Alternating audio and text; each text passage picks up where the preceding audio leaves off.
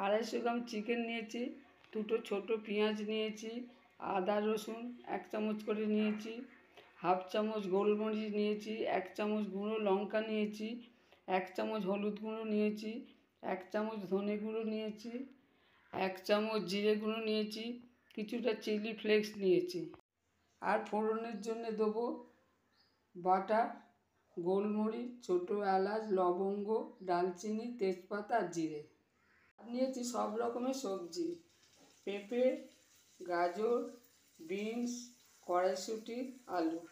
কুকারটা বসিয়েছি, আমি সব উপকরণগুলো দিয়ে দিলাম। বাটারটা গলে গেছে, এবার আমি পেঁয়াজগুলো দিয়ে দিলাম।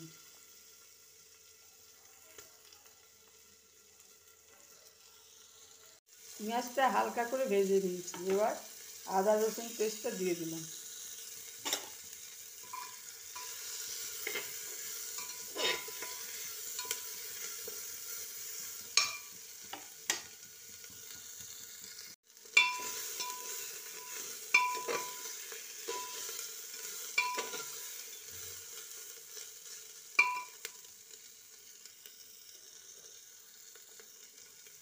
এবার আদার গন্ধটা চলে গেছে, এবার আমি আনাজগুলো তুলে দেবো।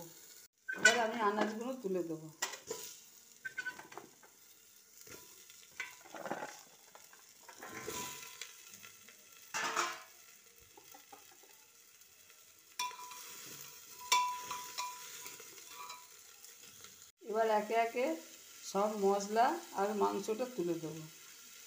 প্রথমে মাংসটা দিলাম, দিয়ে এবার সব মশলাগুলো এতে ঢেলে দেবো।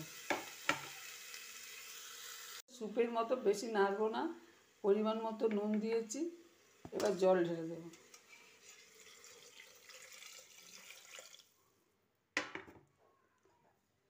আর একটু কেশরি মেথি ছড়িয়ে দেবো।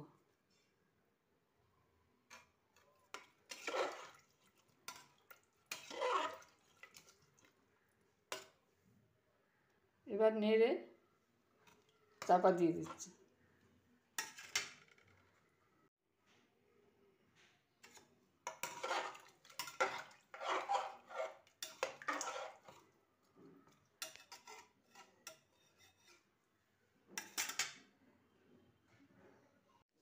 চারটে সিটি পড়ে গেছে, আমি গ্যাসটাকে বন্ধ করে দিয়েছি। 4টে সিটি পড়ে গেছে, এবার আমি গ্যাসটাকে বন্ধ করে দিয়েছি।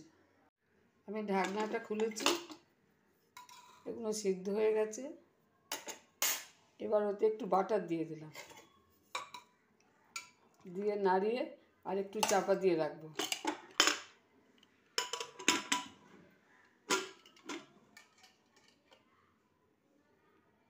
স্যুপ স্টাইলে সবজি দিয়ে মাংসের ঝোল আমার রেডি হয়ে গেছে। যদি এই রেসিপি ভালো লাগে তাহলে শেয়ার করবেন, সাবস্ক্রাইব করবেন।